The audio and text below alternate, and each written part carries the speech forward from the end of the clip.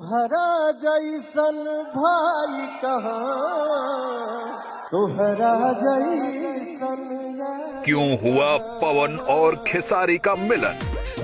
Hello भाई लोग, कैसे हैं आप सब। आप देख रहे हैं डीके एंटरटेनमेंट चैनल। तो आप लोग इसी तरह प्यार दुलार देते रहिए। मेरे चैनल को सब्सक्राइब कर लीजिए ताकि हर नोटिफिकेशन आपका ऑन हो जाए और आप मेरी वीडियो को देख सकें।